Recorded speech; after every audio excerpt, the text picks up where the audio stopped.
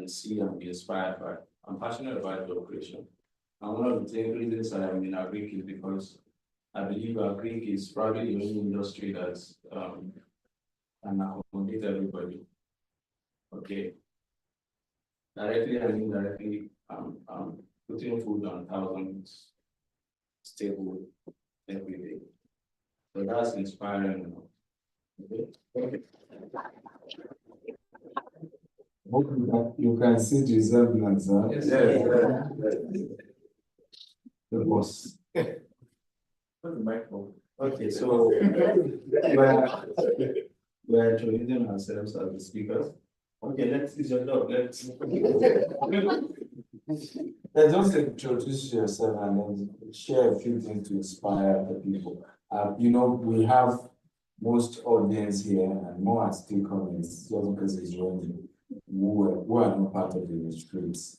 And I just wanted to have a few of the speakers we brought for the retreats. Who you are, what you do, and any word of encouragement. Thank God. Before you give me mic to pledge money.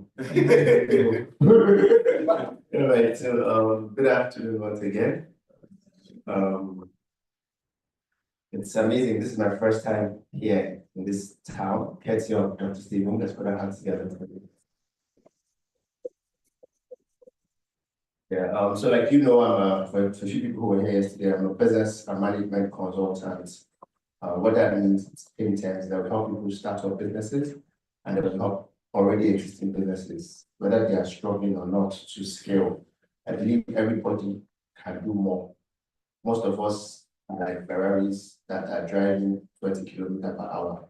If only you know that your car can do 220, 300 kilometers per hour, you will be going with speed. Like I said yesterday, on the last day, the person you are will be introduced to you by the person you could have been, and all be more. So my life's ambition and my life central ideology is to let people be more, do more, and have more. And I've summed up all of that into 4 key things that you must get right. One, there must be a culture, an extreme culture. People who are here yesterday, we spoke about it yesterday. There are so many. I spent the last 15 years reading, teaching, and I've come to sum up everything I know in just 4 words. Just 4 words, and I'm not saying it for lack of words, but for the summary of all the words that I've ever been written. A 1 hour conversation. And 1 hour conversation is almost, we transcribe it, right? It's about 80 pages. And I've had a lot of 1 hours. And I've come to sum up life, the road to growth, with just 4 things we must get right. 4 things we must get right. First, in the culture of ownership. Everybody in Africa thinks that there's somebody else that will help themselves. Matter of Africa, I come from a country, Nigeria, where people are trying to break out of Nigeria and they go to UK. Go and tell the UK that to break out of Nigeria. That's how much they think that they need to go to people. But we all hope for someone higher, someone different apart from us. The change is real. Once you see anybody that takes ownership, they say, oh, somebody take that cup away from them. And everybody's here. The guy that actually stands up to take that cup away, even if you didn't call his name, if you plot a scatter diagram mathematically over a time series, follow that guy for the next few months, for the next few years, will be successful. Because that's the mentality. And I know this for a fact, but back in our family, I'm the last child, and I look at sometimes our family tree, and I see the guys who are doing better. I'm like, this thing called leadership is not a position in the family. It's people that take ownership. Sometimes they say, you know, daddy said that one part of his house is leaking. As well drops in the family group, and the person that says, oh, okay, send me a card on me. You shouldn't not the richest person, but they're the ones that go far in life. And ownership, just taking ownership, that's the first one. The second one is sense of urgency. Sense of urgency. A lot of us procrastinate too much. Yesterday, he said today. Today, he said tomorrow. You'll be shocked that many people said they'll come here today, but they won't come here. But they wanted to come. So hold on. How many of you do not understand English? Can I see you as well? Can someone speak that in French? Combien de Ronan ne comprend pas l'anglais? So she's the only one. So she's the only one? Huh? Okay. Do me a favor, you can go to the back, he will be transcribing to his that.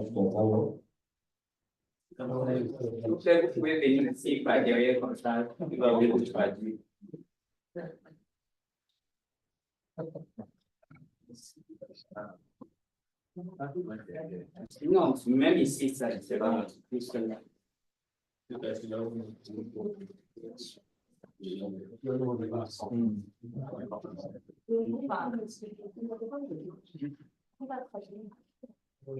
You are okay?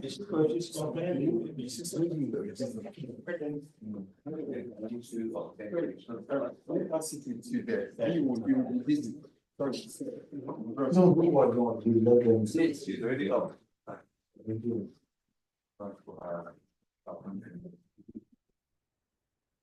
Okay, we go. Yeah, so I hope this has this intro, so we have 2 minutes to sum up. Like I actually got the everything. So what the I said, one fucking ownership, take ownership. Africa and Nigeria, I don't know if Cameroon is too different, but most West African countries, this year I've been to at least 6 African countries or so. And they are no different. Nigeria, Sierra Leone, Cameroon, Ghana, very alike. Matter of fact, put them on the room, something can differentiate them. Right. I was telling someone that Cameroon is more Nigerian than Zamfara. Cameroon is more Nigerian to a lot of us. In terms of look at how we behave and how we act, than Zamfara is Nigeria. The only reason why there's Cameroon and Nigeria because self-interest of Portuguese, French, and English. They sat down and looked at us. Everybody should read the book How Europe Underdeveloped Africa. And like literally a cake that they cut and say, look, for us to have peace, you take this path, right? Cameroon and Nigeria are actually one country. You just map that you use, right? So, and so when I talk about Nigeria, I know that I talk about Cameroon. Everybody in Nigeria goes around with the mentality of what is in it for me. But the main thing is what is in me for it. Does it make sense? Yes. What is in it for me? Popular thinking. Everybody says what is in it for me. But the actual secret of growth is what is in me for it. What is in me for it? This problem, what is in me that I use to solve this problem? But every time you solve a problem, you create the SI units of success, which is value. The SI units. You guys know what SI units is, right? Unit. The second thing, so ownership. The second thing I talk about what? Budget. Do it now. Do it afraid. Do it shy. Right? Do it sometimes being tacky. Everybody's first work was tacky. Picasso's first artwork wasn't great. Da Vinci's first work wasn't Mona Lisa. The Davido's first song, if he hears it now, he says, turn it down, turn it down, turn it down, turn it down. Whose voice is this? Right? I was reading something about John Legend. You guys know the artist John Legend? Right. He spoke from my first speech. He went to speak at an event. I think it was commencement speech for a university that he had gone there a few years ago to sing. His name is really John Stevens. Right. Cameroon school in New Jersey, New York. And when he sang, they booed him off stage. He came back years after to do commencement speech. Who doesn't know John Legend? One of the greatest artists of our generation, multiple Grammy. Everybody's first song will sound like John Legend when he was playing on stage. So do it now, do it afraid. Do it, just do it now. Nike gives you an idea. Just do it. Just do it. If you showed up the Stevie before and after, himself will say, when he likes his before and after, everybody's first work was done. Right? The third one is giving. I've seen the smartest people in the world. I went to Futo where people that went to Futo back then, I don't know if to change now, Futa and Futa. Because of all this technology, science, the only science course they did, so he had straight A students. I had people that scored 50 out of 4 of them jam. When you guys get into Nigerian schools, one it's super smart people. I saw these smart kids who are not exactly doing better now. I saw a lecturer who disputed Einstein's theory in my university. All these PLKK, you guys will get physics, you know, he was a lecturer. And I saw them drive Volvo and use miserable all through. And I'm like, how can you be this intelligent and not be this successful? Matter of the most intelligent person on earth is still alive. His name is Christopher Lagan. If you Google him, he has the highest IQ of all time, more than Einstein, more than Edison. He's alive. You know what he's doing right now? He's outside the next door. He's the smartest person on earth, IQ. So sometimes he's not intelligent, he's not a lot of things. His spirit, the spirituality of growth is aimed on giving. You guys know the person story, it tells you everything, but if you think about it deeply, and I'm not saying this to make anything because you know my personality, I don't have tendency, I don't have, even if I faked it, I don't know how to do things smart.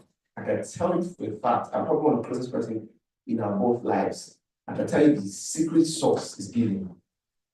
He gives till there's nothing else left. And he's always been like that. Don't think he's giving because he has. He has because he was giving. I don't know if this sort of makes sense. Yes. See, whether they are pushing you or not pushing you, don't find somebody that gives if you are not the one giving. The you need first. See, as God, oh God, for God to come to rescue man, he gave himself. 3:16, right?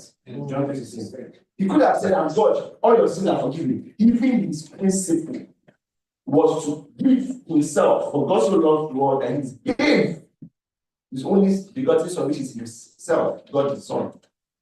When Mark, sound like me, but I just say it. Right, one of the guy that swore that God couldn't find anything to swear, Melchizedek, he couldn't find anything to swear on. Because it's God. You know, you can swear on God's name. What can God swear on?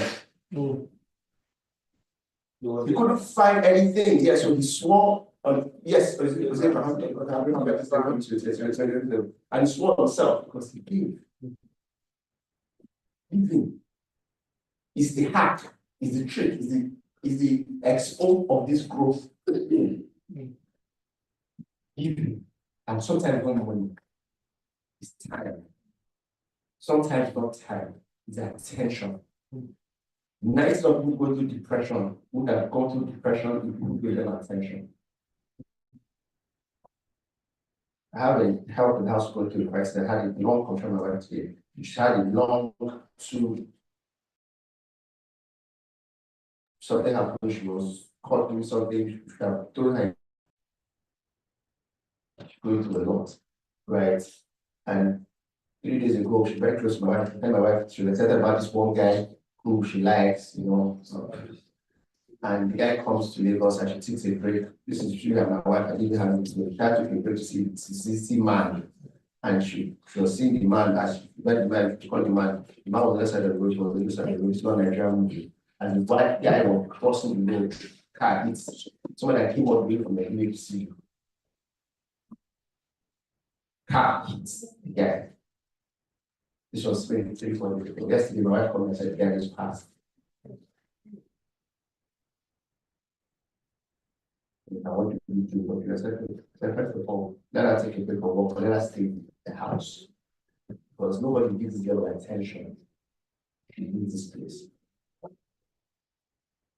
Be shocked at how 90% of wars that we fought in this world were fought because there was no attention given. War, real war.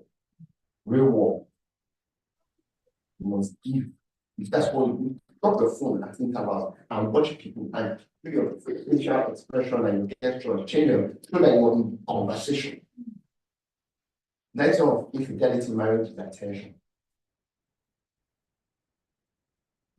When you say, oh, money is important, I say, guy, top 10 richest men in the world, 7 out of them are not married. Which is money. The money will be marriage.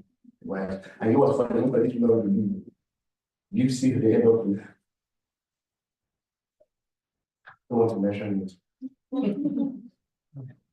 Jeff Bezos' wife that left, she's dating a teacher.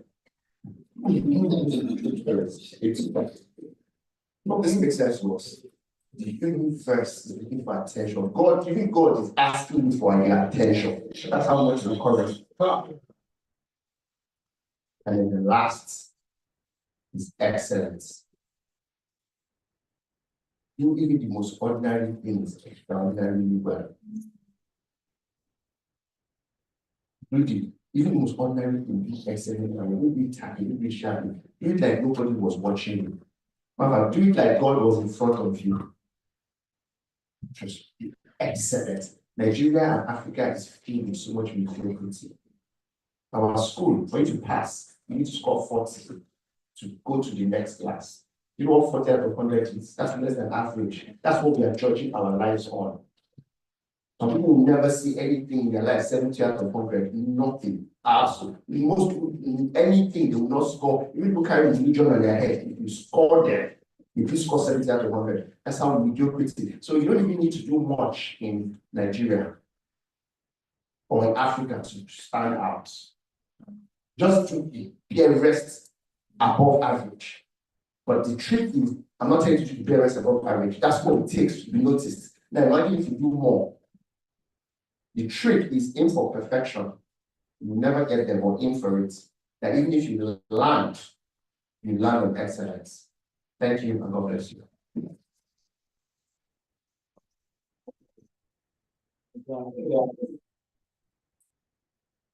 Okay, Izu, EIZU. I'm following on Instagram. Also has motivation on his structure in case you want to structure your business. Thank you. Just EIZU. Not that. EIZU, just search anywhere in YouTube, EIZU. Okay, can we clap for him? Okay, next, let's start with this one. So,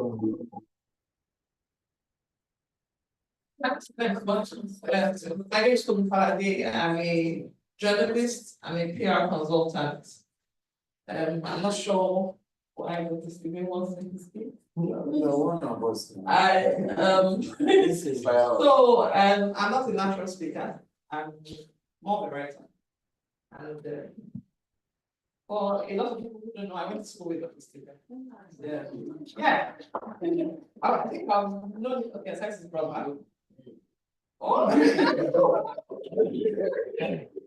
So I'm not going to go there. I think but so I studied English, and Dr. Stephen used to hold this this business meeting in the mornings every, I think it was Wednesday mornings. We used to hold it. 6 a.m. And the first test that we had to pass was that you get there at 6 a.m. Anybody that knows me knows that I'm a night crawler, and so I don't wake up early. I hate mornings. And that was the first thing I had to learn. And so if you get there early, you will get to eat breakfast. There was this one who was really nice, close to his house, that used to sell very, very, very nice rice, very early in the morning, peppered rice. The rice is great. So if you get there early, you get to eat that rice. So, and I like it. So and usually I'm always hungry in the morning because I don't like mornings. So I'll try and get there early so that I can get breakfast. And so that's the kind of relationship that we had. It was always feeding us, giving us words of wisdom, being there for us.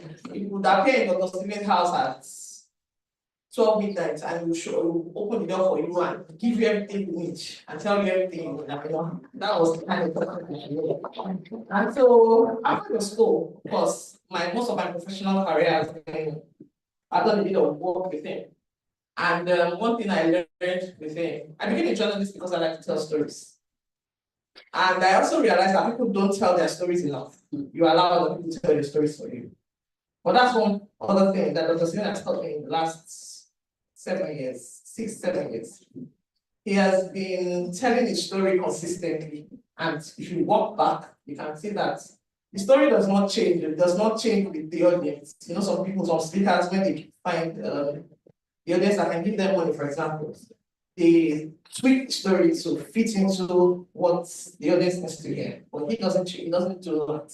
He's telling the story consistently. So that 20 years from now, when you go back and search, you can find the details that he actually used to grow. And that's what I also learned as a PR consultant. People don't tell their stories enough. They allow other people just, oh, people know now, people know. No, people do not know. For example, walked into this room, we've learned that Izu is a fantastic speaker. Aside from the fact that he does business structuring and all that, We've learned that about it. But somebody who didn't come in when Izu was talking, for example, would not know that about Izu. If he does not keep talking about what he does, you would think all there is to him is that, oh, that guy spoke really well, and that's all there is to it. So as business people, as people who really want to grow, telling your story is key to everything that you do. Document, tell your story. 20 years from now, let people search you on the internet and find that, yes, you're the first person that attended Dr. Stevens' event, for example. I'm not saying that that's what you should tell us. Really, telling your story is second to nothing because other people will come and tell it for you. And they tell it in a way that you will not approve of. So the best way as a person to own your narrative is to tell your story. And that's what I do. I help people tell their stories in a logical manner, in a structured manner, in a way that makes sense on paper. So that's okay.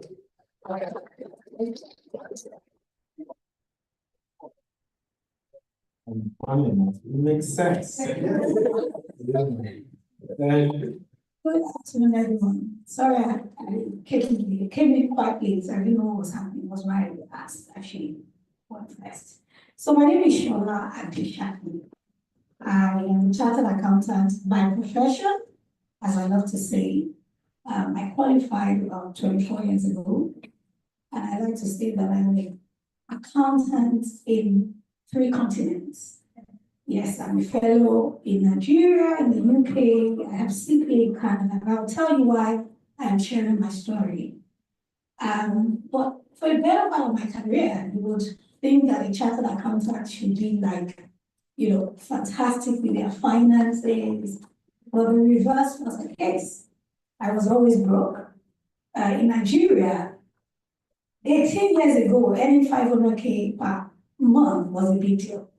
Right, but I was always broke and living on IOUs, right? I was a finance manager that was taking an IOU from my subordinates.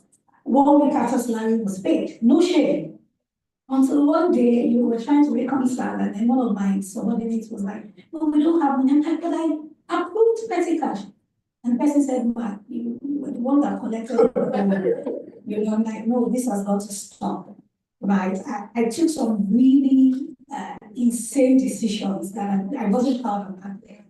And that was what led me into personal financial literacy. And I started to just learn, how can I be more useful? How can I, take my finances more seriously?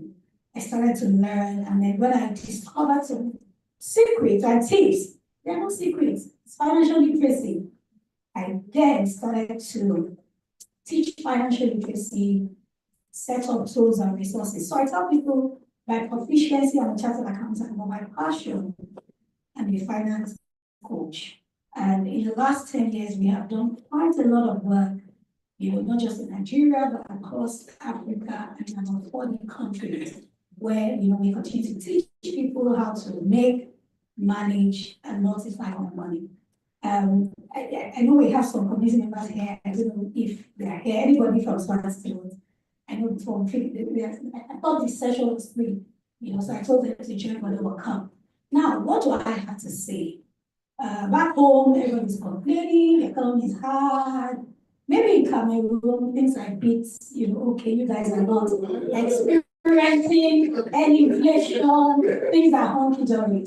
I tell people it's a global phenomenon. If you have, not take a life. If you live in the UK, you have friends in the UK, in the US, just everywhere, people are literally complaining. So I tell people there are 3 economies that should be of importance to you. Your personal economy, the national economy of the country you reside in, and the global economy. You see, for the national and global economy, you don't have control over it. For example, we wake up in Nigeria, fuel price was 185 last year, and today it is 1,180. Did we contribute to that conversation? No. But those are decisions made by other people that we have to live with. Devaluation. 4 years ago, 3 years ago, you could buy dollars at 360. Today, you buy dollars at 1,700. Did we say, please, let's be a part of that conversation? No. So there are more things that you do not have control over that affect your finances. But you see that your own personal economy, you have a bit of control. And you must take it more seriously, more intentionally. How you make money, how you manage your money, where's your money going to? I tell people, I am not a finance coach that tells people not to spend money. Please spend money. Because you spending is what oils, the wheel of the economy. So if we don't spend, the economy will not grow. And that was what happened during COVID. We still have not recovered from it, where, the natural cost of the economy was grounded. So we must spend. But I tell people it is easier to make more money than to cut down expenses. By the way, to what extent do you want to cut down on your expenses? So I think expanding your income is the way. And I love Dr. Stephen, he does a lot of that. I hope people here from this meeting, you're going to subscribe to GTEx and the things they offer, the products and services. That's one easy way of expanding what you already do. Affiliate marketing, monetizing your passion, monetizing your gift, monetizing your proficiency, monetizing partnerships, monetizing your past experiences. I went into teaching personal finance, just as I already explained, because of my past experiences. And listen, personal finance and literacy has taken me to the world more than even what my accounting qualifications have done. I've been to continents, I've been to places to just help people understand and, talk to people about how they can manage their resources. I'm going to leave you with an acronym. And the whole essence of this my brief conversation is, please take your personal finances more seriously. Now, and your business finances and your desire to build wealth, because nobody is going to do it for you. If you think your government cares for you, they play, as we say back home, just they play, because nobody has got your interest at heart predominantly. So you have to work. So my plea is, yes, just like I said, they play. Please participate in wealth conversations. Participate in your personal finance. Don't say, I don't understand maths. When I was in school, I didn't like maths. This is not maths, this is money. There are different things. Don't say, I don't know where my money is going.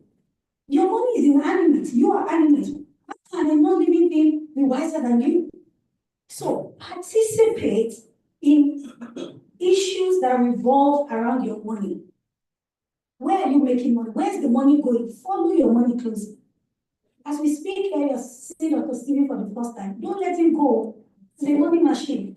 Oga, lay hands on me. Oga, let me touch the hem of your garment and the hem of your wallet. Show me the way. I want to go places. Partnerships.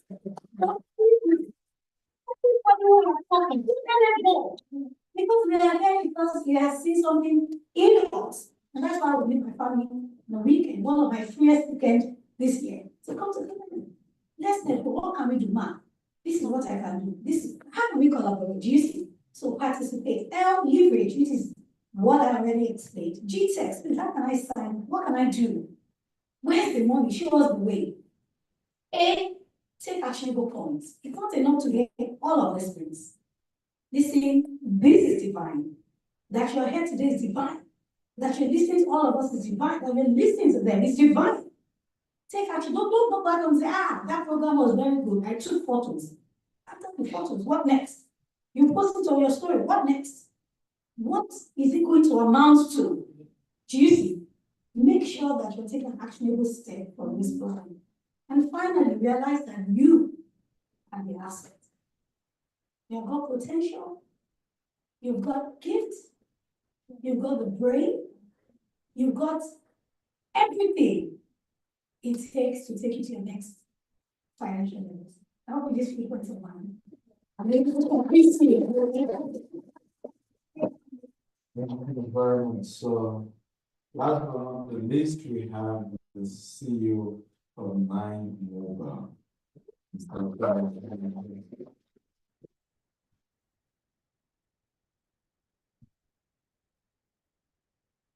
Good afternoon. Well, all the amazing speakers have already, giving all the logic needed to give. Everybody knows my name. I run one of the telecom operator business in Nigeria, mobile phone operator, like MTN, Orange, Nextel. I spent the last 25 years in the industry, and Cameroon was one of my, I would say, first few countries I started my career as a support engineer working for Ericsson. So it's really a pleasure to be here.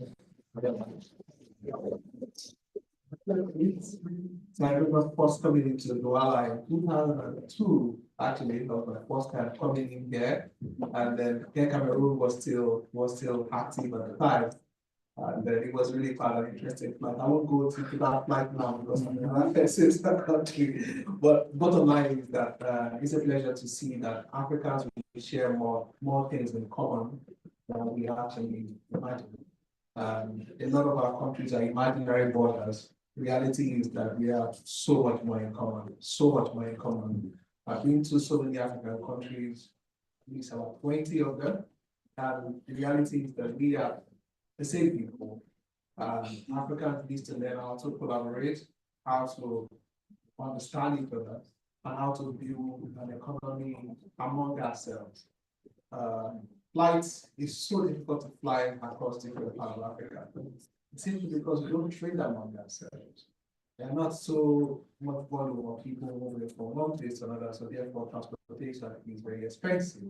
It's more expensive to fly to Cameroon than to fly to the UK from Nigeria. And we are just 1 hour flight. It took me 6 hours to get here from the time I left Lagos because I was trying to look at it. So I know that the only way Africa progresses is if we actually make this intra-Africa trade work. And intra-Africa trade will only work with communication and interaction among the people that live in the countries of Africa improves. We have to visit each other, we have to understand each other, and we should avoid stereotyping each other. Because at the end of the day, the social economic context where each one of us grew up will be different, but at the heart of it all, we are the same people. I found that the Bantu people who are very, very predominant in East Africa and Southern Africa originated from Cameroon, by the way. So reality is that most of us by migration we are really much more interlinked, much more than we can ever imagine. So I say to my fellow African brothers, we are all here visiting you guys. We hope you guys will come over to Nigeria. Don't be scared of Nigeria. And as a matter of fact, we have to dream to turn around the fortunes of Africa. Every country that relies on outsider to build it never gets built. The people that will build Africa will be Africans themselves, and we are the future. I said in my session this morning, Africa is supposed to be 2.4 billion people in 20 years time. 1 out of every 5 of those 3.4 billion, actually 1 out of 6 will be Nigerian, as it is now 400 million people. Reality is that 2.4 billion people is the largest concentration of human beings in any part of the world. 2.4 billion is a huge market. Huge market. We have everything that is required to actually harness the potential of the 2.4 billion people. Real estate is part of it. Agriculture is going to be key. Power, energy. We have got everything. There's really no continent in this world that has blessed us much as Africa is blessed. So it will be down to our ability to imagine a future for ourselves and create a future for ourselves. So I say to my fellow Africans that one of the only influences you have over your future is your dream. Because you do not control tomorrow, you do not control who you're going to meet, you do not control who you're going to, what's going to happen to your career, but you have one control, and that is your dream. You gotta have to dream it, and then it is only impossible until it is done. Because when it is done, is no longer impossible. Everything that most people have counted as impossible in the past was done by somebody. As soon as that person did it, they will say, oh, wow, the person has broken the record, right? You can also break records, multiple records, only if you will dream. If it can happen in your mind, it can happen in your lifestyle. Thank you.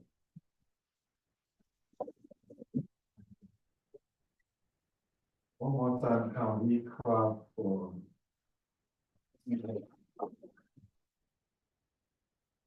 Well, I want to thank you all for coming, despite the rain and all of that, so good to see you. I oftentimes when I do this meet and greet, it's usually more like a book review session. So I have a few of my books here, and I'll just do a few of them. We have one called The Billionaire Habit. I think last time I came here, we looked at this, right? Just so we can, if you were here last year when I was here. Okay, this review Billionaire Habits.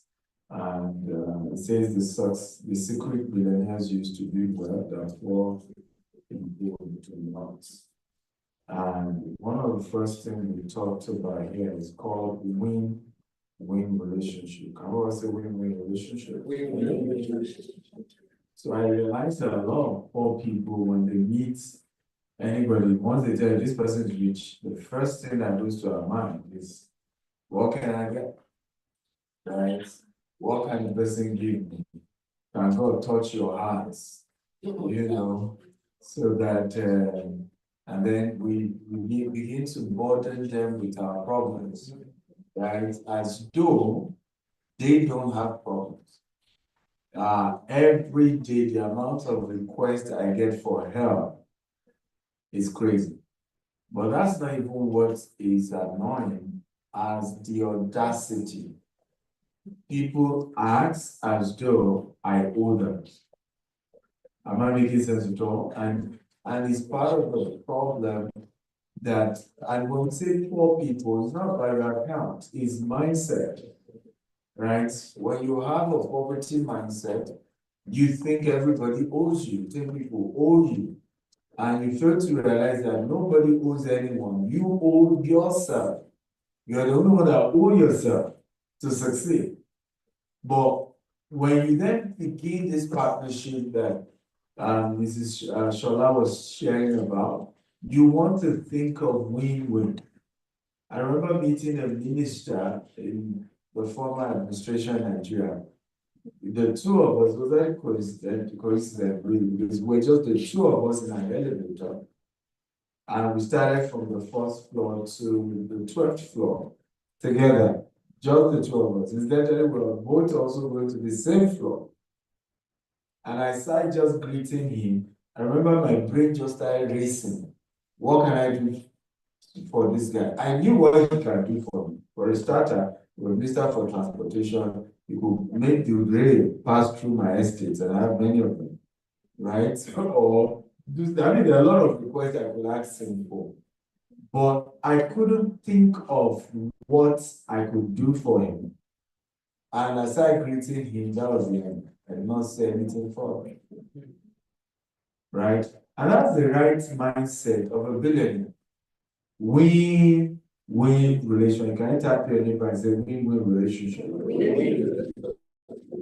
Always look at it from the angle of what can I also add?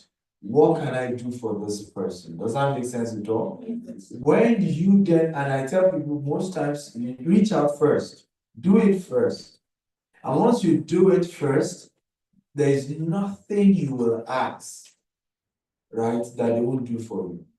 And I'll give you a practical example. One of them is the richest man in Africa. His name is Cosmos Maduka, founder of Cos Charities. That happens to be one of my great mentors that I admire. Is there Cos Charities in Cameroon? There's no Cos, but are you sure? But they're in Ghana, right? So Cos Charities in Ghana. I will not be surprised if they're in Cameroon, because in Ghana as well, they are very silent. Because the Cos Charities in Ghana is not the Cos Charity that sells car, but that sells motor parts. Right? So I can assure you, Cos Charities in Cameroon. Because most of the branches is just selling motor parts, right? So all the, so they're quite silent, you even know they're there. But I share that to give you an example of how I met them. Right, it was at the airport, and I just passed through the security, whatever. And then I heard one man say, why are you sending me back? Why are you sending me back? There's no, practically the immigration officials or whatever they are were just frustrating him. And by the time I look, obviously it was because they knew who he was, and you know how we feel in Africa. Once you're a big man, see your boss, and they know he wasn't going to do the normal tipping and give free money. So they just kept saying you rescan his luggage all over again. So I then looked up and he was in, as soon as once it was done, I approached him, greeted him. And the first thing I said, what can I give? What can I give? I have my book, right? So I signed it, I said, I'm an author, I've hosted great speakers like John Maxwell, Blanca Don. It would be nice to have you one of these days. And he was okay. Thank you. And then we ended. But I knew meeting him wasn't going to solidify the relationship. I will let him talk. It wasn't going to be. Right. So I kept looking for opportunity to get closer. Unfortunately, before I knew it, I had the wife passed away.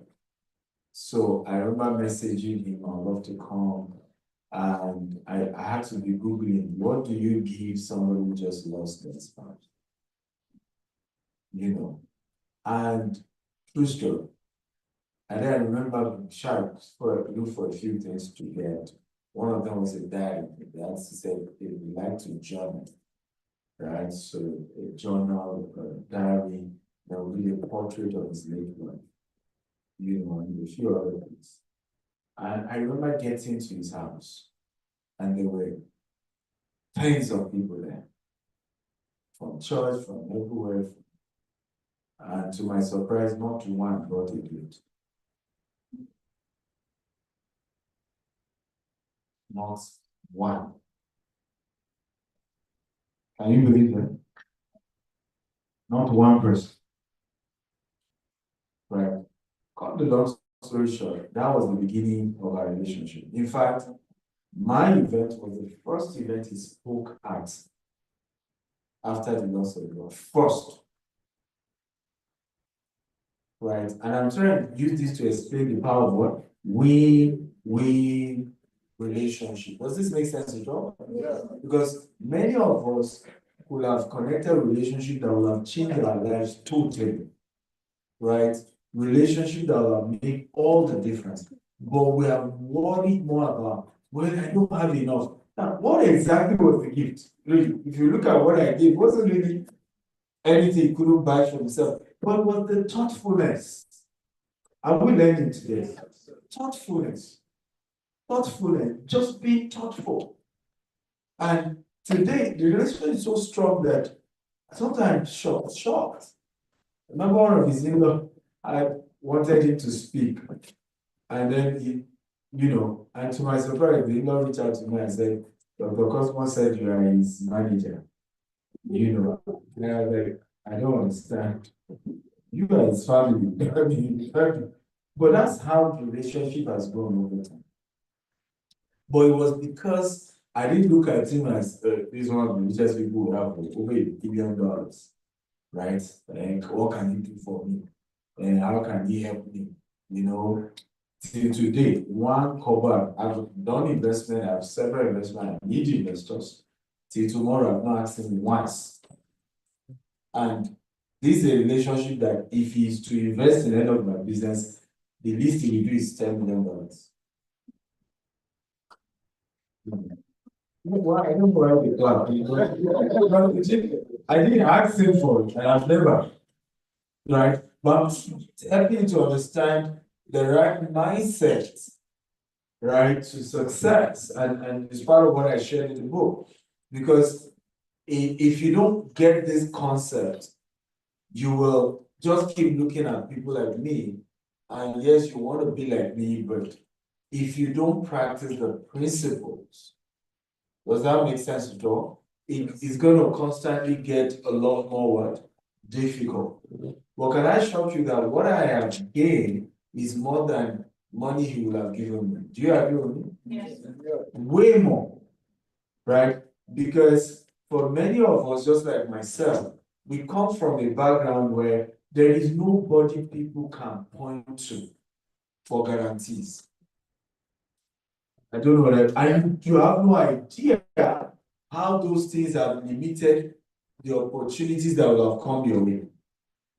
Right? Because it wasn't like your uncle was a minister or your auntie was rich. So even though you now have a business, even though you now have something that you need people to do business with you, right? And at a level, a certain volume, they're like, when something goes wrong with this relationship or with this transaction, who do we even know with him? Is this making sense to talk? Yeah. That we know we can go and hold this person, or this person has a grip on him, or this can become a buffer. And that's what I have enjoyed with people like that. That today, more people are now confident to invest $1 million without even seeing them.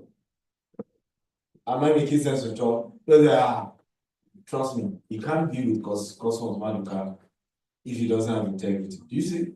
And many of us do not know how in Africa, integrity is not measured by actually integrity.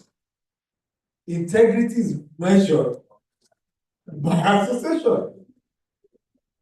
Right? So a lot of us are entrepreneurs and we're just wondering, why is my business not growing? Why is my business? Meanwhile, I mean, he was just sharing yesterday how the guy said, I want to invest $400,000, but it's because I saw you with Dr. Stephen. And when you meet Dr. Stephen in Cameroon, let me know, then I wire the money.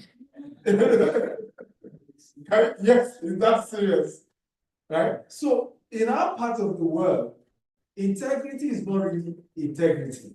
You can have integrity as long as you like, right?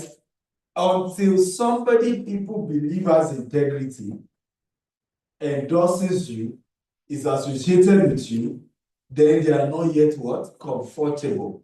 Hence, there's a limit to your growth. So you see why your focus when you meet a wealthy person shouldn't be, what will he give me? Am I making sense at all? Because just that association alone will give you way more than what they will have given to you. If you nurture it, if you build it, if you take it from the point of giving instead of from the point of receiving. Does this make sense at all? Are we sure? Yes, sir. Come on, are we sure? Yes, sir. Are we sure? Yes, sir. I remember when I got closer to President Obasanjo, before you know on social media, people say, you know Obasanjo giving him money. It used to be, you know Oyedepo giving him money. I think now is it not Cosmos giving? Do you know what? I love that he say that. Okay? It helps the brand. If Cosmos can give me money, are you as rich as Cosmos? Bring your own. Are we learning at all? Yes, sir. But don't go with that mindset of, hey, what will I get? The man is rich. And people will tempt you into that. They will even ask you, how you met the guy? I hope he gave you dollars. Right? You met this rich person. What did he give? Don't even deny that he didn't give. Just say, well, we're looking at some big stuff. We're looking at some big stuff. Just move on. Have we learned something? Yes. Come on, talk to me. Have we learned something? Yes. Right. So a lot of stuff I shared here. I hope you read it. For those of you buying it today, I'm going to be signing it for you. But read it because your habit determines your decisions, and your decisions determines your destiny. So what needs to change is not necessarily suddenly you are a billionaire. No, your habits first needs to change. When your habits change, which is what you do regularly, right? Over time, what changes as well? Your income, your life change. And those money that you'll be looking for, naturally, you begin to what? attract them automatically. Does this make sense? Yeah. Okay, the second book I want to briefly talk about is called The Billionaire Code. It's like the part 2. Thank you. It's like the part 2 of the billionaire habits. We just add further conversation. And this is what Brian Tracy said about this book, because I gave him a copy to review. I don't know if you know Brian Tracy. Okay, so most of you know him. He says, this is an amazing book full of wisdom and ideas that you can use to improve your financial situation immediately. This is Brian Tracy. Grant Cardone says this guy is amazing, he's a phenomenal human being. Damon John says, I know he's putting you on the right track. I've met him, he's really amazing. I mean, these are great world leaders now. John Maxwell says that Stephen is my friend. You see? Friend is good man. And I respect what he's doing as a real estate company. Right? So for Kiyosaki, the first book I read that changed my life, the author of Rich Dad Poor Dad says, if you want to be a billionaire, you have to think like a billionaire and think bigger. That's why you need the billionaire habits that Dr. Stephen and Peter. Come on. Right? Les Brown says, you're an icon of forceful good on the planet.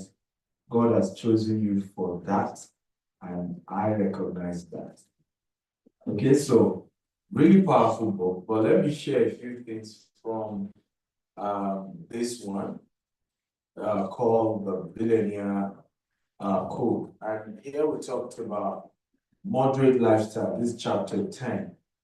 And I have a quote here. I said, moderation is not so much about how much one spends as it is about how much one spends in proportion to his income.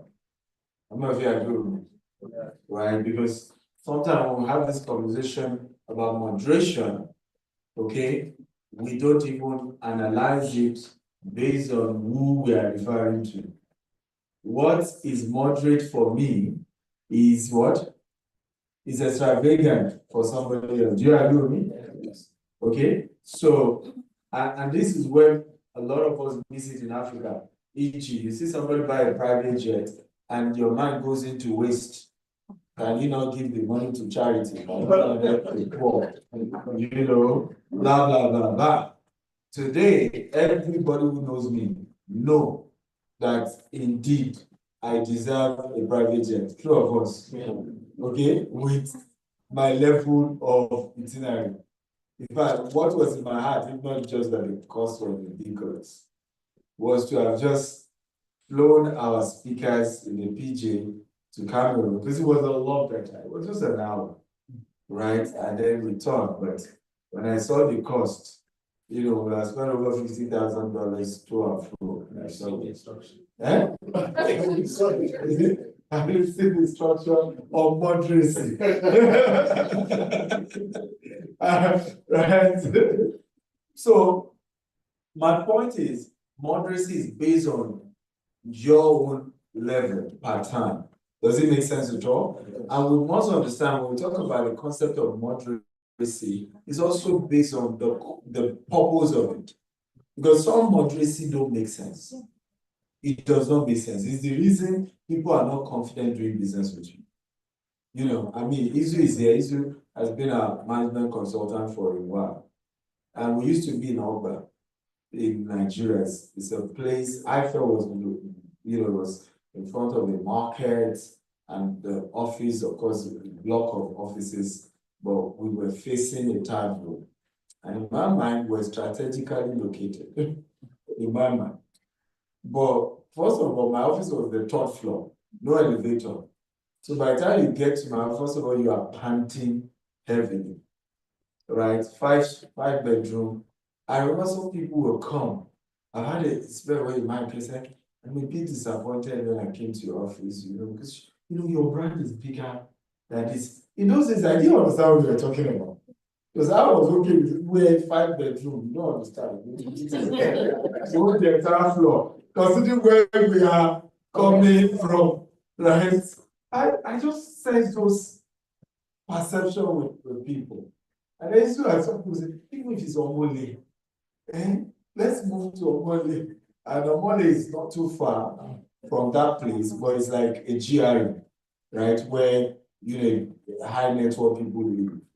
And he kept saying that. I remember I started with digital marketing. And in digital marketing, you don't even need an office, right? But I didn't know we had moved into real estate where you needed to flash. We're still talking about moderacy now, so that you balance the conversation. This time we hear moderacy, you just see it from that angle of drop your cost.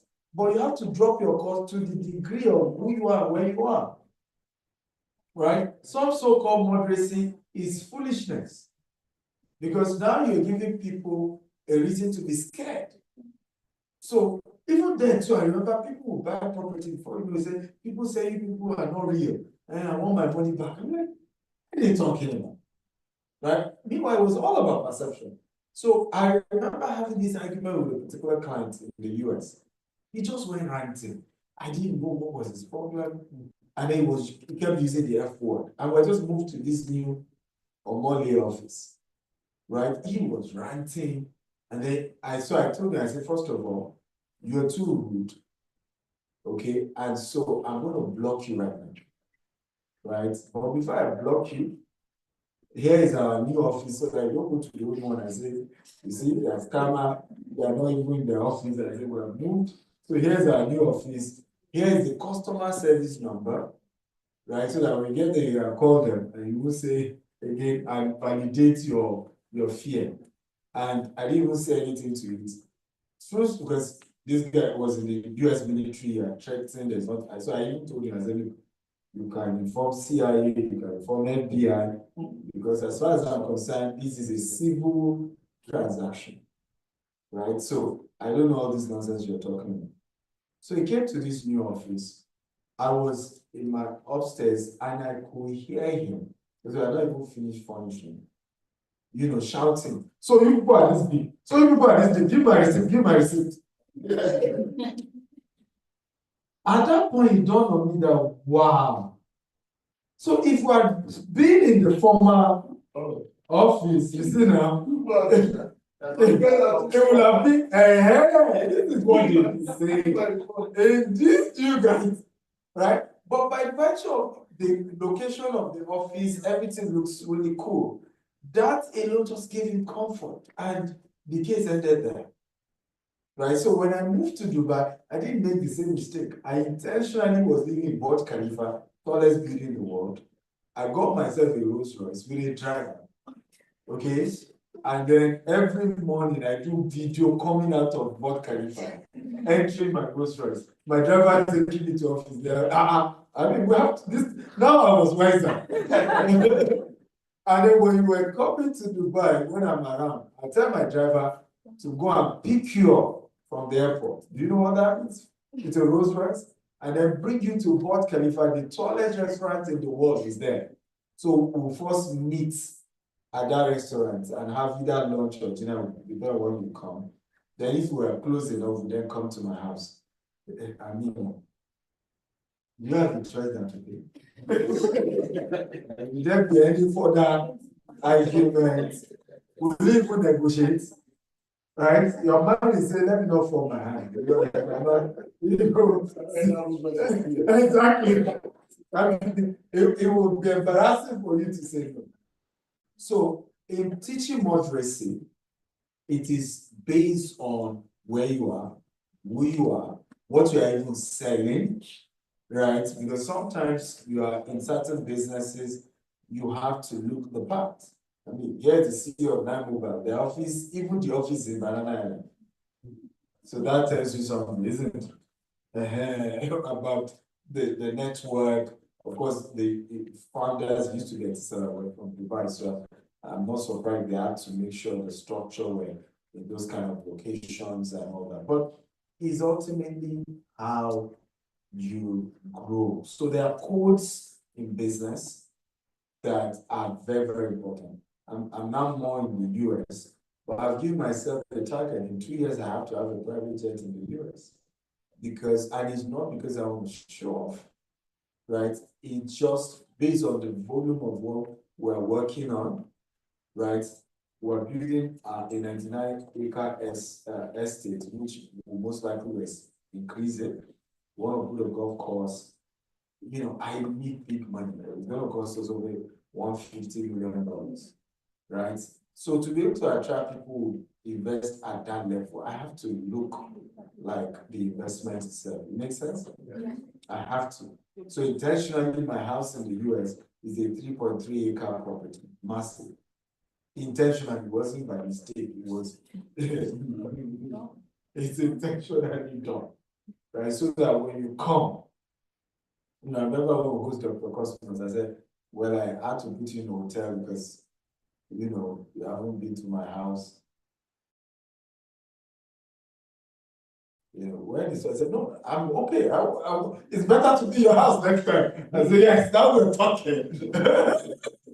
Okay, because I want to be sure it's the kind of property that will make you calm.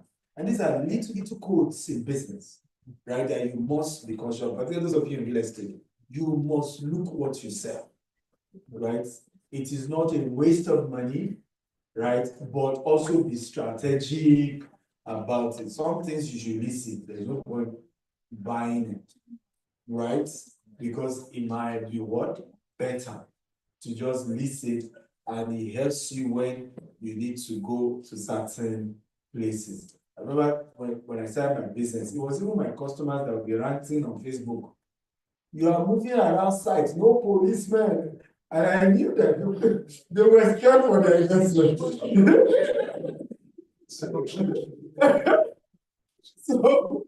so intentionally now, at least I have a police escort in Nigeria.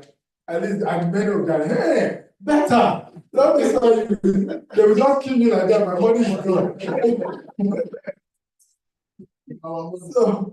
So very important that you are, but more importantly, know who you are, know where you're coming from, right? And let your heart be moderate.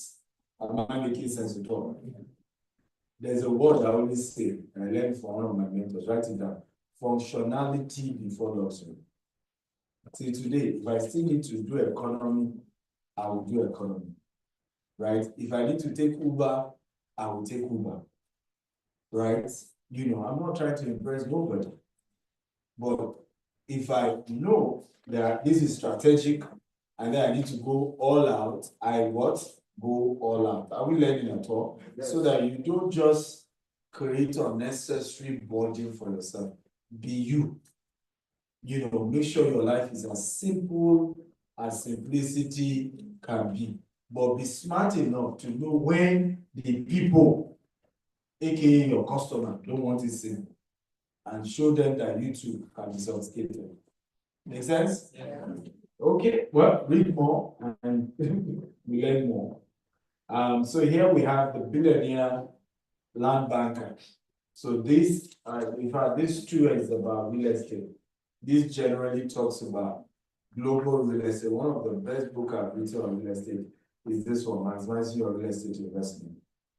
And it's from a global perspective. Some of those who love these books are not even Nigerians, so more to non-Nigerians than Nigerians.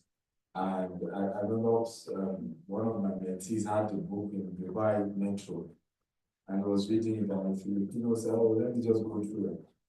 And by the time she was going through, she said, you know what, any amount you want, I will pay you. Go and get another one, but I'm not returning this to you. He said, because in Filipino, we have big time real estate crisis, and this book is answering it right away. You know, so really, really good book. But this one focuses on land banking. I tell people, if you're going to build wealth in real estate in Africa, you must master land banking. The biggest resources, the biggest wealth is in the land and not in the building. In Africa, right? You make more profit margin on the land than you can make on a building, right? People do land just to show off. You know, sometimes I hear some of our competitors gossiping here and there, and I laugh. So you gossiping that will not build more houses like you, But every day you're in EFCC, I mean, you know, you are counting billions in losses. I mean, I don't understand. Okay? Meanwhile, I have quietly, sold thousands of plots, made a lot of money by just selling land, which is easier, right? Which has less headache as of this moment. Now, we still have a vision of building 25,000 green and smart home in Nigeria. Okay? But at this moment, with the inflation, right, with the devaluation of Naira, wisdom is profitable to what? To direct. So we constantly, I mean, we have 2 new estates now. The latest in Jebu with 260 acres.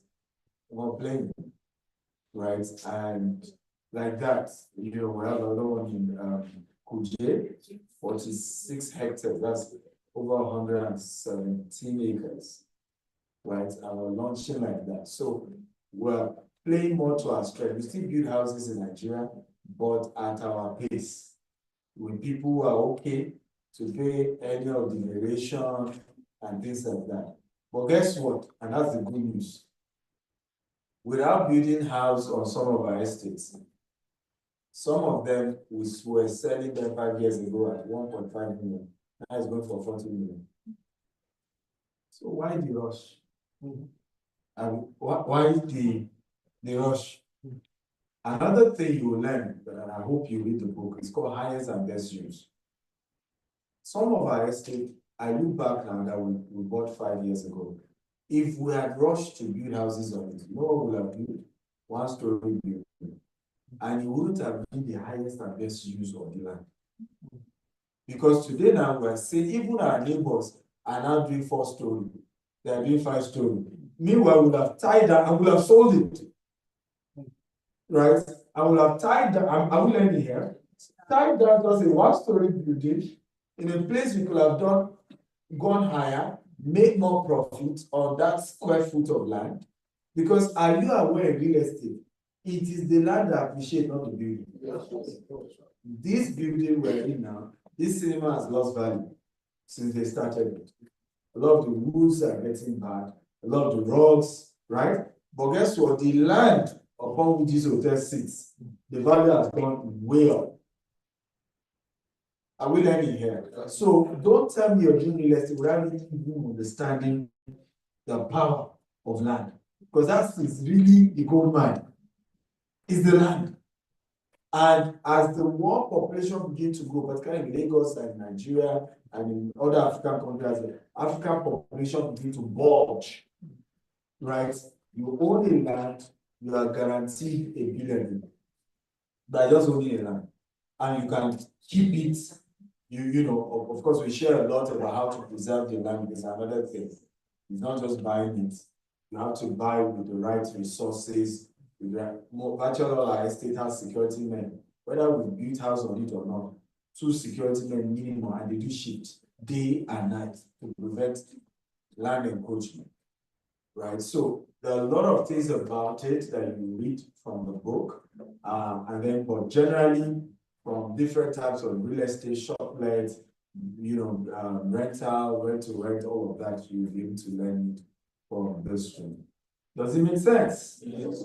Okay, so 2 more, and then we take questions. But has this been what's your time? Yes. Are we sure? Yes. Okay, and I'm really impressed because when an event is free and it rains, it tells you, who was that even having that conversation? Told me, now you can see, right? So I was telling you, I said, that's why I don't like doing free events. When you do free events, you really need 5 times the size to register. Because anything can discourage people, anything. Just the cloud, right? They have nothing to lose, they didn't even pay, right? So before you know, you will spend so much money, make an elaborate arrangement and nothing. So when I do conferences that are free, we have one next Saturday in Nigeria, over 1,000-seater capacity. So that because she does PR for us. So I was telling her, I said, I need all the CEOs to be on all the radio stations, all the TV stations this week. That she was like, do we need to really do PR downloads? I said, you don't understand. You do more PR for free event than you do for paid event. Because once it's paid event, they pay. If they are business, if they don't show up, it even reduce your cost. Right? But trust me, they will show up because now they pay. But when it's free, you then have double work to do. So for those of you who came out, let's try to ring clap for yourself. It's also about your own development, okay? So we have this, it's called the Billionaire Habits for Entrepreneurs. And these are the latest. You guys didn't see this last year, did you? I'm not sure if this, those of you came last year. Did I bring this one? Huh? Yes. Are you sure? And same with the Billionaire Land Banker? Yes.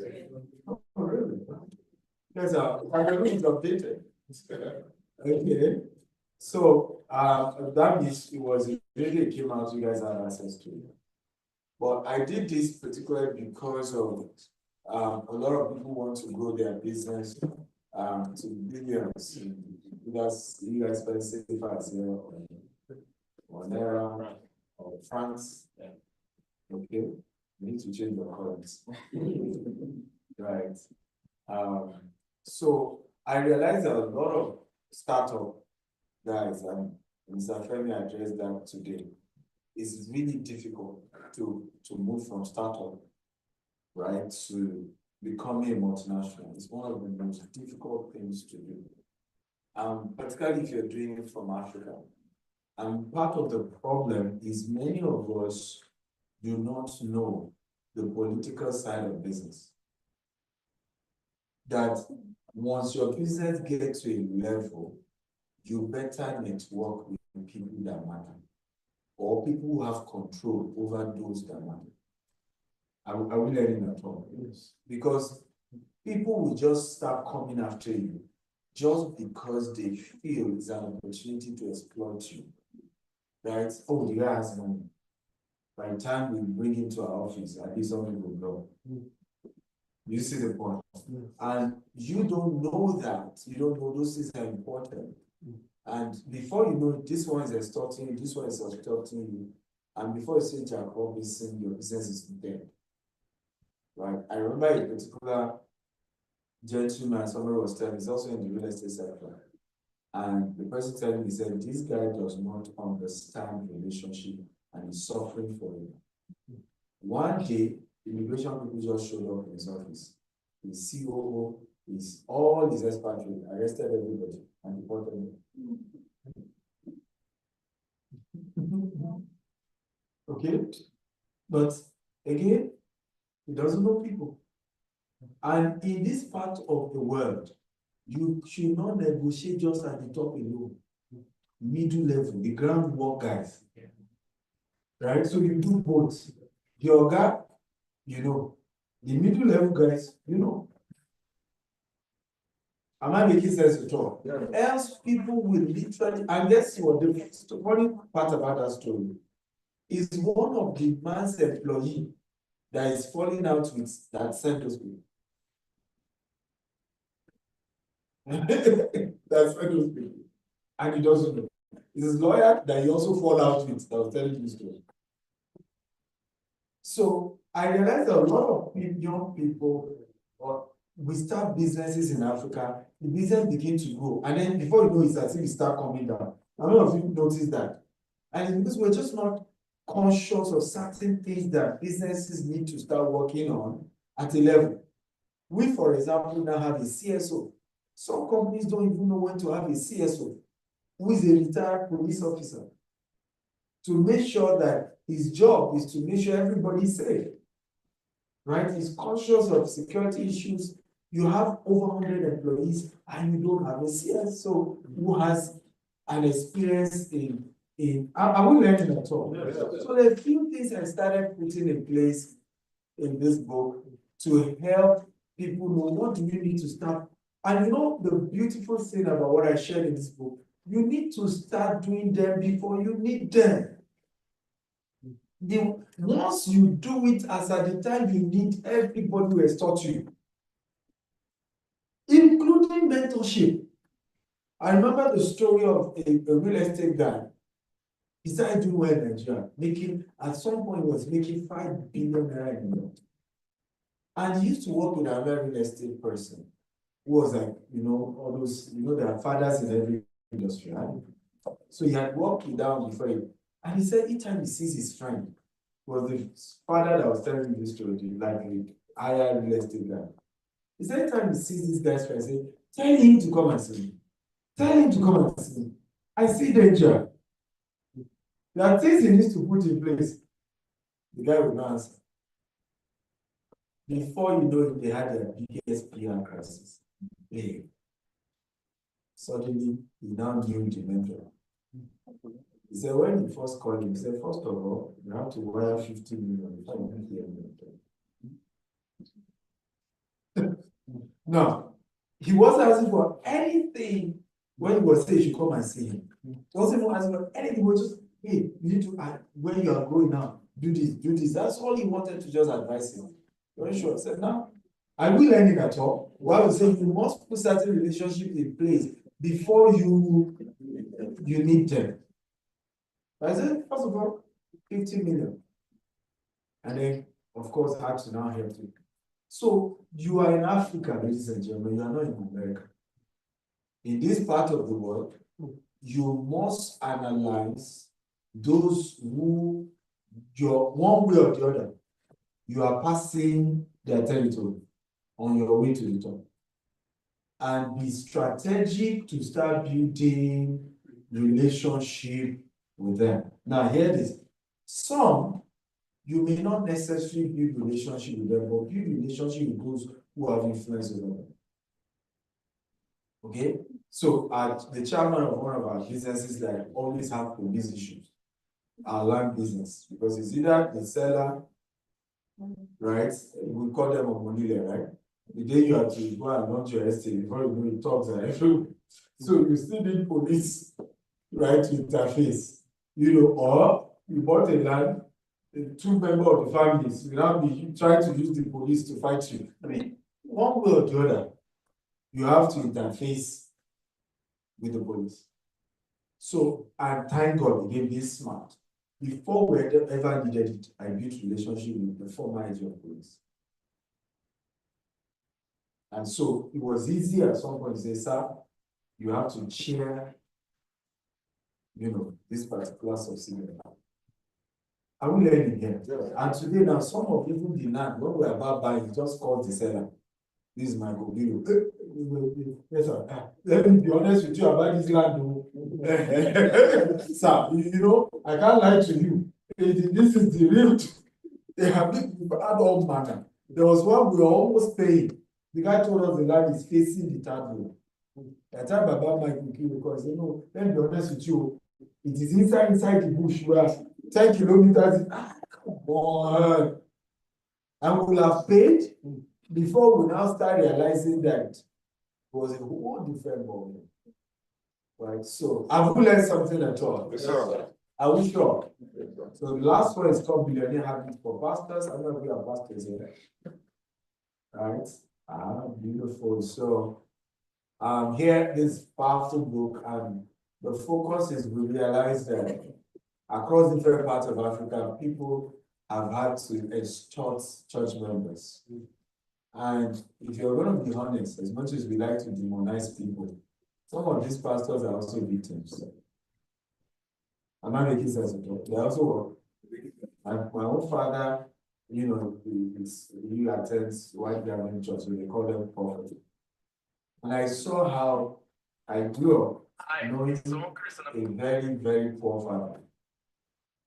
Because, and hear this very well, he prays for people, asks them to make a vow that when God answers their prayer, they will remember him.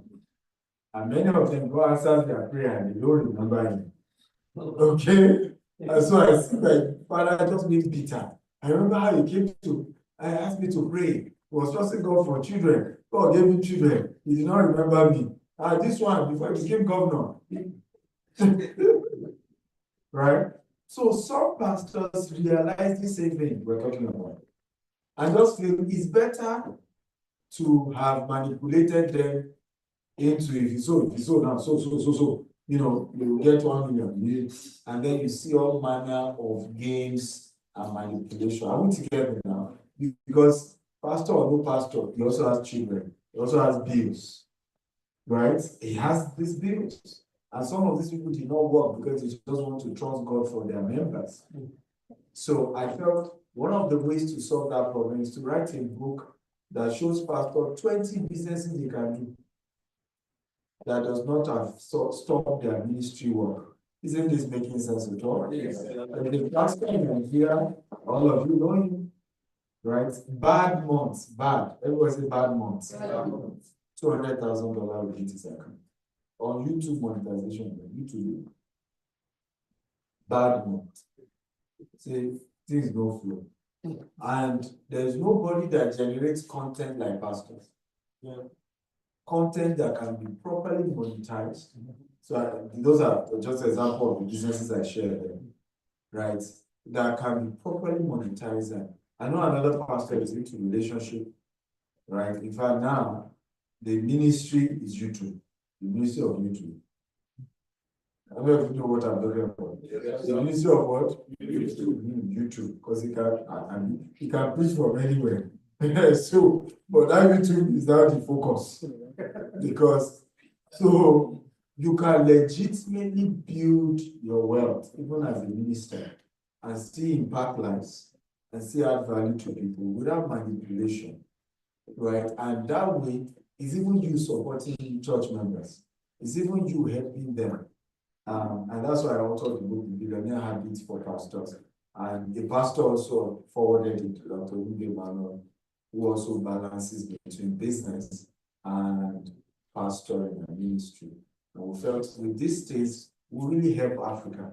The one I will soon write is Billionaire Habits for Politicians. Right? How politicians can legitimately make money without having to steal. And it's true. Are you aware Obama has made hundreds of millions of dollars? Are you aware? Yes, you are not aware. Spotify, is this Spotify deal? Is this Spotify? One of the streaming platforms did a deal with him, and the next is another one, but just podcast platform did a deal with him, and he was on over 100 million. Right? So they have there are a lot of ways as a politician that you will make way more money with peace of mind than constituency money, than stealing, people's money, and then the FCC is chasing you. I don't know which one you have here, and different things are chasing you, and you don't have peace of mind, and even your reputation is a mess, right? Because people don't like how we've done things. Together, ladies and gentlemen, because this is a movement, we will change Africa. Do you agree with me? Yes. Together.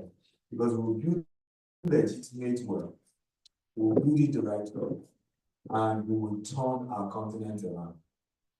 When other countries are counting developments in Africa, we've done 20 roads. We've done 500 roads. Do you know how China counts her growth? By how many millionaires they raised? As at the last time, they had a goal of 450 million. That's government. Are we learning at all? Government planning to make 450 million people to become millionaires. That's and it's the truth, because when you say the richest country in the world, like US, what made them the richest country? Is the people in the country. When you count 100 richest people in the world, more than 50 of them are Americans living in America, paying their tax in America, helping the American economy to grow.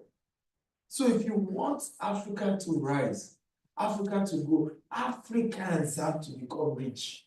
Are you learning at all? Yeah. Unfortunately, our focus is just on politicians. Politicians have never built any country.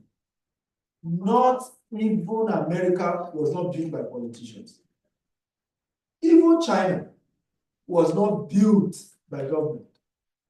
You know the role of Jack Ma in just the e-commerce evolution of China. Am I making sense at all? Is Jack Ma a politician? No, of course, in those countries, is a communist, so once you hit a level financially, you join the elite. Am I making sense at all? That's how they kind of run their own policy. But it's not as if he's a government official. So if you want Africa to change, you have to become multi-millionaires, employing people rather, and become billionaires, giving people jobs, building the city. Right? When we start doing that, we'll turn Africa around. I'll wrap up with this. I don't know if you have watched the movie The Men Who Built America. Right? If you haven't, go watch it again. And you understand what needs to happen to change Africa. Because you and I have been shouting bad government, bad government. What has changed since we'll be shouting? Singers have come, sang, fellas sang, died. The children are still singing. We are still there. Shouldn't that tell you that there's something we are missing in this what? In this narrative. Something is missing. The honest truth is the fact that you can't give what you don't have. We Africans haven't developed ourselves to be extremely sophisticated entrepreneurs. Because ultimately every nation is built by the entrepreneur. So back to Men Who Built America. How many of you know the man called George Rockefeller, who is behind the entire petroleum sector revolution? One man. Even did monopoly and was accused of monopoly. Right? But Shell, Chevron, ExxonMobil, all are owned by this same man. Because when they now accuse him of monopoly, because that's when American government became strong. The man was richer than the country. So they decided to divide his company into 5. And those 5 companies is still what I'm telling you, ExxonMobil, Chevron. Right? Because they felt one man richer than the entire country. So, same thing with the steel, Andrew Carnegie. How many of you read the story of Andrew Carnegie? One man. The entire rail corporation, because through steel, at some point controlled Vanderbilt as well, and Andrew Carnegie. Andrew Carnegie also at some point bought most of the rail, and in fact, it was the rail business that now made him at some point richest, the first person to pull out $400 million when he sold the entire corporation. Are we learning at all? The banking sector, JP Morgan, one man. The JP Morgan one was annoying. I think it was John D. Roosevelt who was so pissed off with JP Morgan because each time there is a financial crisis, the whole government will now be begging, and then he will not be playing them like, he will be, well, I'll check time, brother. He will just drop the proposal with the president and then go and be giving them time. And say, well, if you don't sign this, Mr. President, right, consider the entire industry gone by 12 noon tomorrow. So, right, so D. Roosevelt was so pissed off, and he then started what we now know as central banks. Because after the last time he had to beg him to help him, he said, no, one man should have this kind of power. Because he's so big, he negotiates with all the industry sector and preserve them from going bankrupt and bail them out. One man. That is the revolution we need in Africa. See what's going on with the petroleum sector in Nigeria. Do you know in the next 5 years, Nigeria will be the largest exporter of refined petroleum in the whole of the world? Because of what they're doing. Part of the frustration you are seeing NNPC do, let me tell you the frustration. Their own refinery is about to start working. Right? And if they allow Dangote have a grip on time, before that, there won't be opportunity because from importing fuel, they are still making some runs, right? Now, the only opportunity to still make something will be what? The refinery.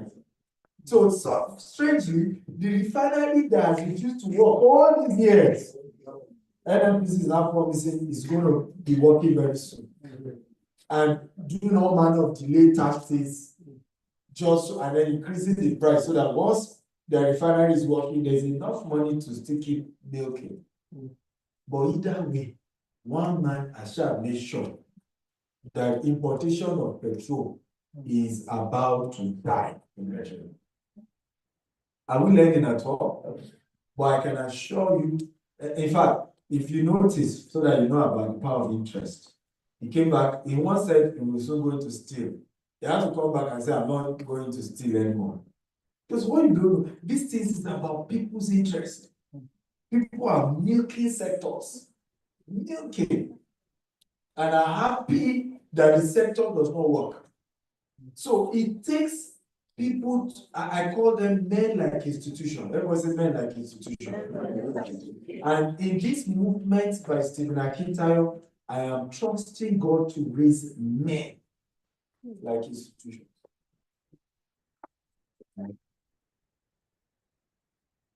So this is a movement. Tell your neighbor, this is a movement.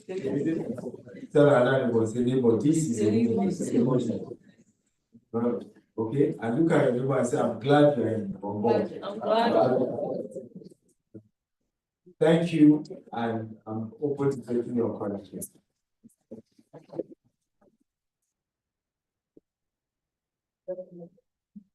Any question? One, who else? We don't want another person's question to be to another. 2, 3, 4, 5. So that's it. We only have 5. So you know yourself, please know your number. 6. Okay, raise your hands again so you're sure of your number. You are number 1. Who was number 2? You are number 2. You are number 3. Right? You are number 6. You are number 4. And then you are number 5. And then 7. Okay? So know your number. And know more. Now we have the books outside. Once you get it, please bring it to me to sign for you. How much are you selling it? I believe it's supposed to be the same price, this billionaire series. $47. How much is that in France?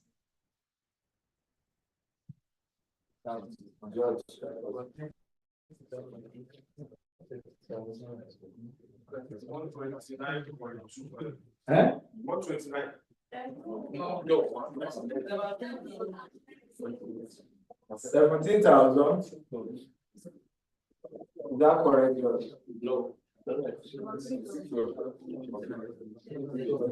28,000. 28,000. 28,000 seconds. Okay. So can I do this? If you're buying just one, you can get it for just 20,000 seconds. Right. So if you're buying all the 6 in the Billionaire series and the real estate one as well. But I heard you guys, this is also $47 actually. Right.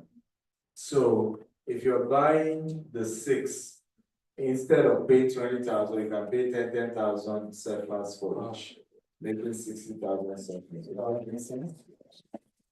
Also, for those of you buying the 6, I have a bonus for you. I have an online university where all these people I mentioned, John Maxwell, Brian Tracy, Grant Cardone, we did special courses. We taught on real estate, we taught on forex, we taught on crypto, we taught on how to make money from authoring books, e-commerce, all of that. In this entire university is $247 every month that you pay for it. I'm giving you 1 month free access if you're buying all the 6 books. So you're getting $247 for free. I thought you would clap there. So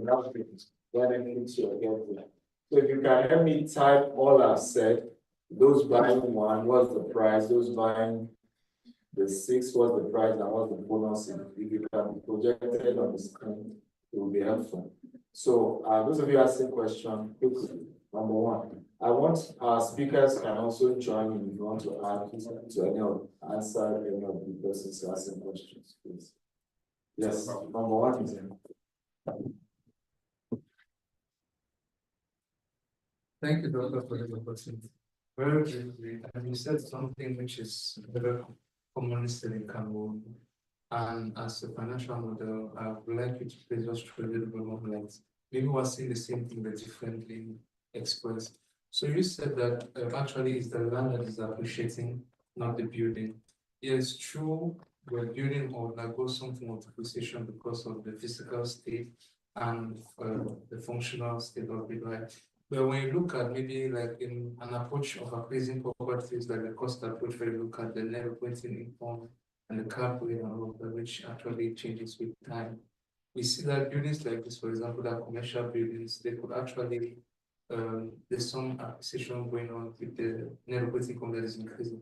So my question to you is, will it be wrong for me to say that even though the building is depreciating because of the functional state and the physical state, but there's some appreciation of the building by virtue of the fact that this is that building is not. Thank you, sir. A good question. So first of all, what we're saying, we're not saying the,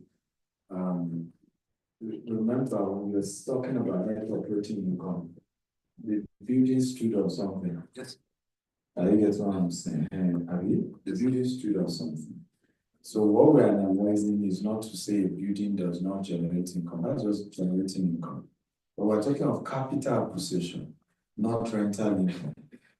Right? If you have a building, yes, you are getting rental income, and over time, the rental income increases because of inflation and even proximity of the location. Still going back to the land, giving it the reason why the rent is increasing, right?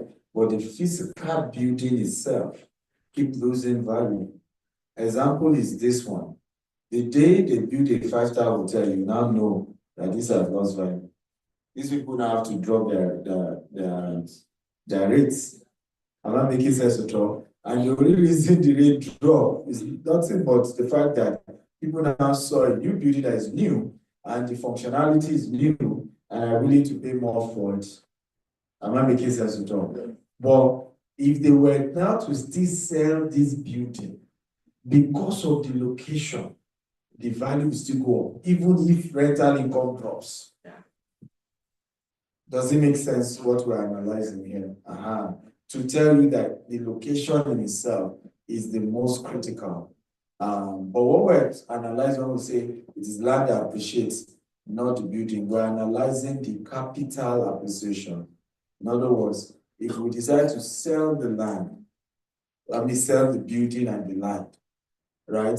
What makes people to pay more for it is the land, location of the land, not the building. Is it clear now?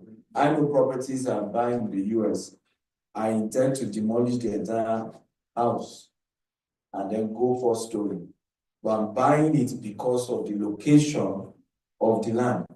So I'm only going to keep the building pending when I get permission, the permits to go for story. Does it make sense? But the real thing I'm buying is the land. Our new office in the US in Cali is $1.6 million. Now it's only 2 floors, right? But the reason why I bought it was not the 2 floor, is that it has a big land in front, and I intend to now build a 6-story office complex there. So that I'm having to pay that much was not because of the 2 floor where we currently operate from. It's the land opposite it that I can do and undo. And remember, when it's bare land, it's even more valuable because I'm not having to demolish, spend money to demolish and all of that. I can just from day one get approval and do what I want. It makes sense?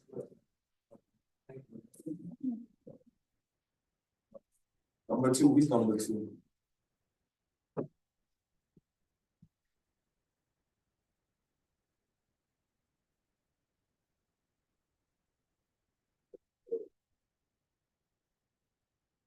Thank you for the opportunity.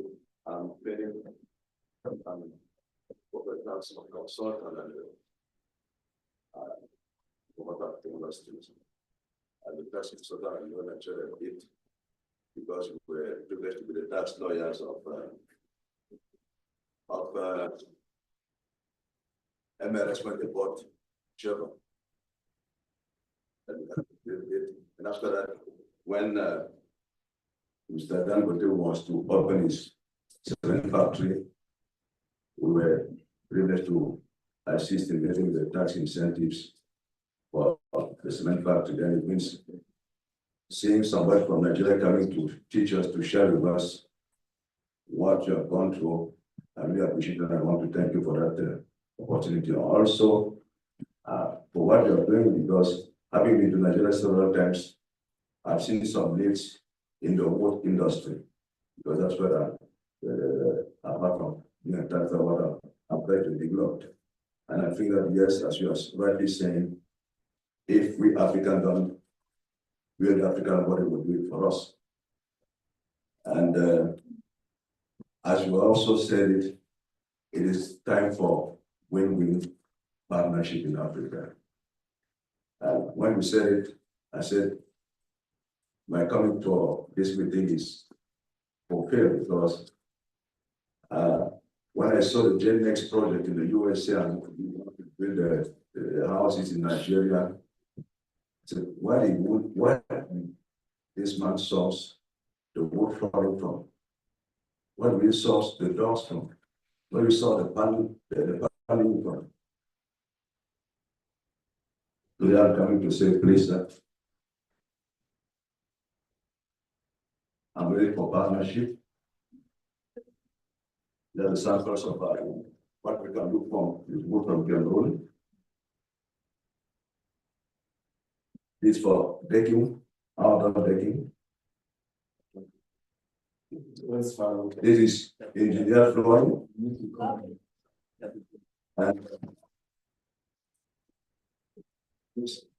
And we build, have we built a house from ground up and do this? Yes. Are you willing to do a sample? That Like literally bring your man and build a two-story with this from beginning to the end as a sample? Are you willing to do that? what I'm facing today is financing issues, but we have the raw material, we have developed expertise. Our wood flooring has fully compared to the US standards, National Flooring Association standards. And if it comes if we get the partnership, it will be easier for us to start the factory and supply everything it takes to build the house. Partnership. You have to, I mean, this is about fact where we have to, because all these rules are also available in Nigeria. So it's a case of building a factory on one of our estates, and but before we even do that, we have to figure out how to first build one, even if it's a two-story, and see how it look, and everybody comes, see it, and it looks great. And when that works, then we can then say, okay, let's build a factory on site and build an entire estate out, leveraging on something like this. It's at that point we can then attract international funding, right, to now build a large scale. Because every project in things like this is to prove, it's a case study, right? And once you've done 1, 2, 3, 4, 5, over time, the money for bigger things begins. In the US, the market is already mature. The wood flooring market is 4 or 5 years. Yes. And it's that, can we do a sample? Two-story, he's the CEO anyway. So you guys should meet. Okay. Let's can do a sample.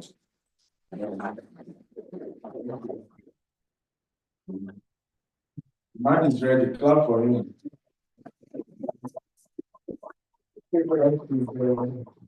Means business. All right, so thank you very much for the opportunity. My name is Wemdani Prince. I'm a young startup buyer in Duoala. So my question is based on the difficulty that I face with what you were saying in respect to upscaling the standards of what you deliver as a young entrepreneur. So when I started my company, I started, by the way, we have 4 different startups that we run under our Wembley Tech Group, which I'm the leader. So I started my company with So I'm putting my company with a branding agency where we deliver graphic designing, web development, quite functional right now, and I have more than 10 employees employed on that. Wow.